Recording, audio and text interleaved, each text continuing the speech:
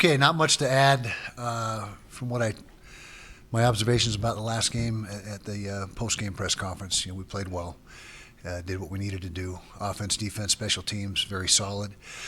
A lot of great individual performances, starting with Zach Moss, and so it was good to go down and get a win on the road in Arizona, just like I said we needed to do.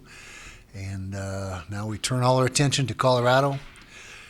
Senior night for us, senior late afternoon, I guess it would be. We got about 16 or 17 seniors that we're going to say goodbye to that have done so much for this program and been so instrumental to any success that we've had. Colorado's coming off a couple game win streak. They've had Stanford and Washington back to back. Got two nice wins, especially against the Huskies a couple days ago. They're starting to play better. They had a rough spot there in the middle of the season, but have played better, at least in the last two ball games.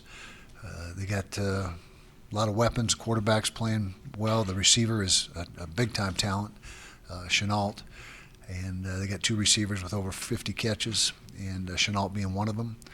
And we got to be ready to play, just like always. They're obviously motivated. Bowl implications for them, and we've got our own implications that we're dealing with, and so two motivated teams should be squaring off on Saturday late afternoon. So questions? Coach, looking at Brandt Keith these last couple of games, he's had over 200 receiving yards for you. He's also had a couple of rushing touchdowns. What's really keyed his emergence is such a dynamic offensive playmaker, especially late in the season? Yeah, he's just starting to come into his own. I don't know if there's any one thing he's doing differently. He's just been open, and Tyler's done a good job of finding him. And when he does get the ball in his hand, he's been dynamic with the ball and making plays. And he's always been athletic. He's not, nothing's changed in that regard. But he's a guy that is a weapon for us right now. And like you mentioned, the last two games he's really started to emerge and don't have any great answer for that other than he's talented, and talent usually rises to the surface at some point. Could you speak to how difficult it is to go through undefeated in 9 conference games and reiterate your call to have all the major conferences play the same number of conference games? Yeah, no change on my stance in that as far as that goes. 9 conference games, and again, it doesn't really matter what the number is as long as the whole country's in the same boat, and I think that's where it needs to be equitable and it needs to be uniform, because there's so much at stake. There's so much at stake with the way the playoffs are structured right now that it's just not a level playing field when you have a different amount of conference games, and so that's been my stance for the last few years, and can't do anything about it really. I mean the schedules or the contracts and so forth or go years out, I guess. But it would be nice for at some point in the near future to, if we can, to get that ironed out so everybody's playing the same amount of conference games, which again levels the playing field. Or, go ahead. How hard it is to actually go undefeated through 9 games? Oh, it is. Yeah, it's very difficult, especially in a conference like the Pac-12 where it's very balanced and you got a lot of depth in this league. And so it just, it's a tough task. And I guess when's the last time somebody did it? I don't know. So, thought maybe Oregon would have got it done this year, slipped up Saturday night. So I can't remember when the last time a team went through undefeated through conference play. I'm sure Kurt knows, but I don't know.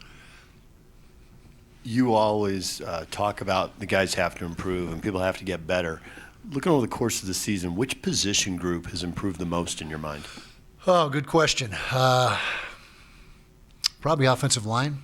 We started out with 3 new faces in there, and or at least 2.5, I guess you could say. And so it was a situation where it took a few weeks for them to come together and start to gel. And that's a position that requires time together. Those 5 guys working in sync with each other is something that does take time. So I would say that going into the season with the experience we had at various positions, I would say that the offensive line is the one that has made the most progress. Kyle, what are the challenges going into a regular season finale that has implications? I know you did it like in 04 and 08, and then the slip up in 11 to Colorado, and then last year you had to get up to go to the championship. Just what are the challenges there, and Do you do anything different? Nothing different. I'd say it's the same as every week. There's no change in preparation from week to week unless there's a short week or a long week. The time frame could alter things. But as far as a Saturday to Saturday contest, there really is no difference in the way we structure things, the way we prepare. Our mindset is all consistent, and I think that's how you need to be. You need to be consistent, and otherwise the players, why are we doing this week but not another week? I mean, you can't. Every game's important. Every game has the same value, and so this game wouldn't be as important if we'd have slipped up somewhere earlier. So every game is equally important. Kyle, obviously you hope every recruiting class hits, but what was it about this year's seniors that have been here for 4 years, looking back now, that maybe helped kind of shift the landscape for this program? Well, first of all, the talent level. We got a bunch of really good players in this senior class, and 2 years ago, when you look at the roster, you could see it coming that this was going to be a year where there's going to be a lot of talent on the field and a lot of key players, assuming or barring injury or early departures, which fortunately didn't happen for us. And so it was just, you could see it coming, and these guys, just because you see it coming or you think you have some potential or a chance doesn't mean it always happens, and these guys have made it happen. And their work ethic, their leadership, their approach to the game it's all come together, and it's been a special season so far. Still got work to do, but so far it's been very enjoyable. With Damari's punt returns the other night, was that maybe the first game this season that either team had a decisive edge in special teams? I think so. I think that's an accurate statement. We have a goal sheet for special teams. We have a goal sheet for offense and defense as well. But special teams, there's 10 goals that we try to hit, and we figure if we hit 7 of them, that's a dominating performance, and we hit 8 of those goals for the first time. It was the most goals we've attained special teams wise all season long. And you're right, we finally got something going in the punt return game, which was great to see. And the follow-up to that is, special teams have been such a huge component of your success over the years, but maybe this year your offense is so good that that's less true? The offense has been a huge part of our success this year. I will say that, and I will also say that as much as I hate to say it, special teams impact has been a little bit diminished by the rule changes. The kickoff and kickoff return is essentially out of the game almost completely, and may be out of the game completely in the next few years. And so that was 2 of the 4 main functions as far as punt return, punt, kickoff return, kickoff. We lumps the PAT field goal and field goal block in a little bit different category. But with the rule changes, it has had a impact on the game and made special teams not quite as impactful as it once was. Kyle, Jaylen Johnson hasn't been shy about planning to leave after 3 years. Is there a plan to maybe honor him Saturday as well, even though he's not a senior? Yeah, we're gonna have something, and I've got to have a discussion with Jaylen again and make sure we're doing it the way he wants it done, and we fully are on board if that's the decision he ultimately sticks with. That was something we talked about during the recruiting process. It's no surprise, and you talk about a guy that laid out a plan and laid out some goals and really achieved every one of them. That's Jaylen. He's a guy that's very organized and knows what he wants. With Brian probably out with injury, I mean, How do you know? I'm just guessing. Okay. But I mean, you obviously have the info. But if he doesn't go, is there any other receivers, maybe redshirt guys that you could put in there that may make an impact or have some time in there? Well, if you've noticed, we've got Devon Vail, who's been back in action for the last couple games, that is back in the mix and is still redshirting, but still has games left before he reaches that threshold. Covey, we've talked about, still in redshirt mode. That's not, as we've said before, absolutely set in stone. It's very unlikely that he'll make a reappearance. But to answer your question, no, we got 8 other really good receivers that have been in the rotation that if Brian is not available, we'll pick up the slack. Coach, Checking your messages, Mike? Okay. Anything interesting? All right. Gotcha. Coach, Mel Tucker, Colorado's coach, said when he got hired that he wanted to establish kind of a physical defensive identity with his team, and they have picked it up the last few games. And you've faced quite a few opponents this year in the Pac-12 that have that physical defensive identity. Do you see that as becoming more of a trend throughout the conference, kind of like how the wide open offense was a few years back? Yeah, we'll see. I think time will tell. I don't have a crystal ball to give you a great answer, but they certainly have been really good on defense the last couple of weeks. They've added some more exotic pressure packages than what they had earlier in the season, and they've played very well in those 2 wins. And so I'm not sure if that's going to be a trend or not. I guess time will tell. Don't have a great answer there.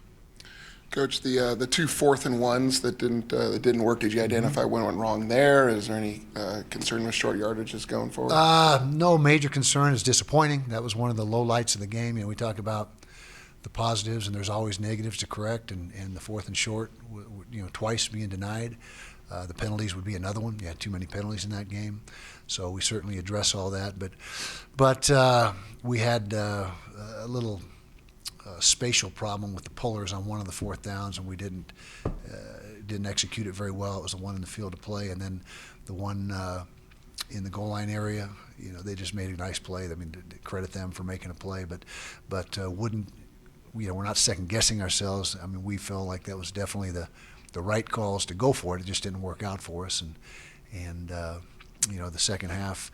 The end of the first half, people say, well, the clock management. I mean, we got all 4 snaps off. It was 1st and goal, and we got all 4 snaps off. And so I think, we were in the huddle a little bit longer than we anticipated on one of them. We'd like to have maybe 8 or 10 seconds left on 3rd down instead of 6 seconds. That was the one error that we should have corrected. But otherwise, like I said, no change in our philosophy or what we would have done.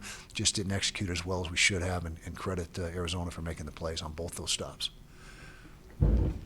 With the success of the season and the number of seniors, this has an opportunity to be a prolonged, emotional pregame senior ceremony. How will you address to make sure that the players have their emotions in check so when it's game time, they're ready to go? Yeah, that's a good question, and we don't plan on changing from our format that we've had for a lot of years. It takes about 6 or 8 minutes to get through the seniors and honor them, and then we just stay out on the field for the kickoff. So it does alter the pregame mechanics a little bit, but I don't think in years past it's ever been a problem, and like I said, we're going to use the same routine this year, even though there's some really good players. We got good players graduating every year, but we seem to have an abundance of them this year. So just hope that people stay on an even keel and don't get too emotional, and I don't believe they will. I think that we'll be all right. There's been a lot of, it's kind of become almost a cliche talking point with the media and some fans about the late starts and how bad they are for the club and the national perception. It seems like Utah and Oregon have been getting a lot of 2 o'clock, 5:30, 6 o'clock, ABC, ESPN, Fox stuff. Do you hear from recruits in Texas and Florida? Do you notice a difference in recruiting? Do not. I've never had anybody say anything commenting on kickoff times at all, recruiting wise. It's just, most all of them, the ones that are very interested, watch it, regardless of what time it's on. And while it's fresh on my mind, I'd like to have a little shout out to our fans to please arrive early. Going back to senior day, and make sure those stands are full for when those seniors get introduced prior to kickoff. And I know I didn't want to change the subject on you, but I think it's important that if we can get the people in the stands and honor those seniors the right way, that'll be a big plus for us and a boost for them. But as far as kickoffs, back to your original question, no, I've never had an instance where somebody's complained about that or said, I was on too late so I couldn't stay up and watch it. None of that has ever occurred. And we're not on a ton of guys in the Eastern time zone, Central time zone more so than the Eastern, but yeah. I just wondered if it's it is what it is kind of thing, but is it odd that season you What had? isn't what it is? I know, exactly. Yeah. I know you love that. I love it, yeah. It's so. But realizing the season you've had, what are your thoughts on the fact that it's really come down to the last game before you can even lock up the Pac-12 South, considering all the things your team's accomplished? It's it speaks to the competitiveness of the league, and it has been a very good season so far, but we're not losing focus. I mean, we got more work ahead of us. We know that, and not just this game. That's the only game we're focusing on right now. But there's things that we got to take care of, and so. But I think it just speaks to the balance and the depth 1 through 12 this conference has. And the second question, rushing defense. You guys held them under another team under 100 again. You just talk about, and it looks like you got another challenge this week, but. Yeah, that's where it all starts for us on defense is taking away the run or stopping the run, And we've got a team that does a pretty good job running the ball this week, over 150 a game. I think it's 157. Tailback that's been pretty productive. He's 4th or 5th in the league rushing. And so that's got to be our MO. That doesn't change week to week unless, like I said, a rarity, Washington State or somebody that throws it 70 times a game, which is not very often. Is this senior class kind of emblematic of how you want to recruit the entire footprint of this program? I would say, yeah. I think it's very in line with that. And, if we could have, 6+ Senior Bowl invites and all the things that are going on every year, that would be spectacular. So that's our goal. And is there a senior in this class that maybe exceeded expectations from the time he came on campus to where he is now? I'm sure there is. I'd have to have the list in front of me. But there's guys, Lucky Fotu has come from a guy that didn't know much about football to where he is today. Some guys came really good already. Jaylen Johnson was really good the second he started. Not that Lucky wasn't, but he just was raw. And so if I went through, me and you can get together in private and look at that list, and we'll talk about it. So. Again, on the quest to win the South, you said that night in the Coliseum, you told your players that it wasn't over. Mm-hmm. But at the same time, would you have realized it would literally take 8 straight wins to do that?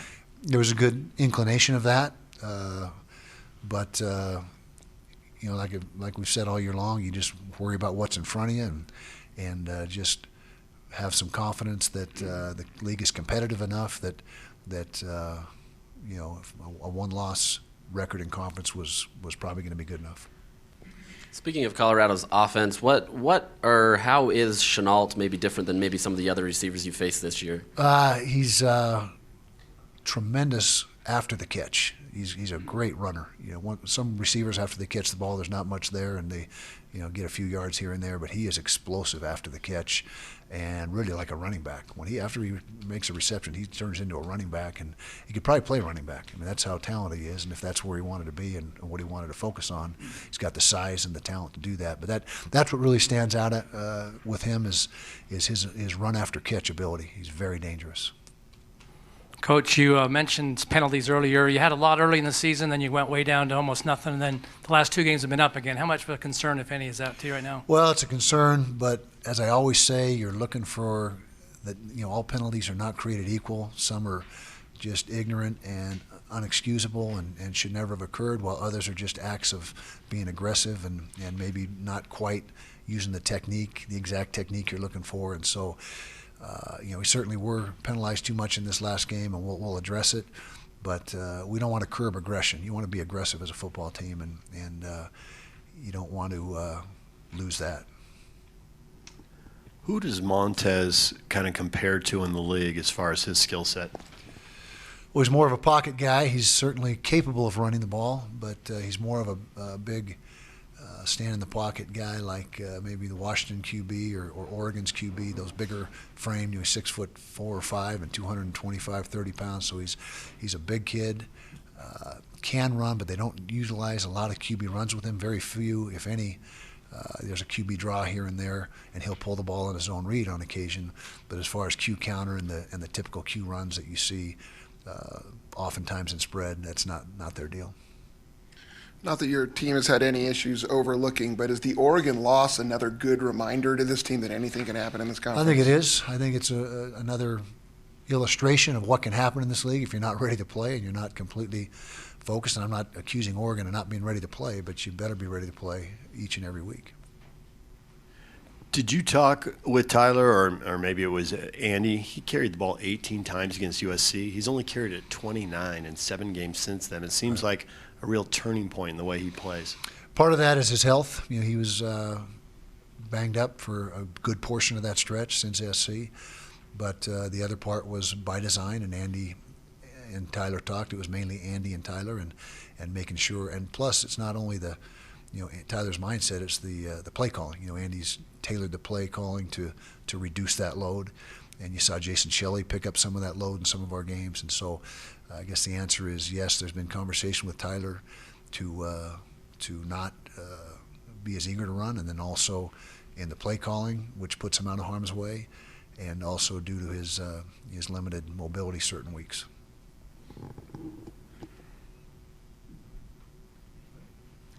Good to roll? Okay. Thank you, guys. We'll see you Saturday. No, I'll have to see you tomorrow. Never mind. See you tomorrow. Steal this water.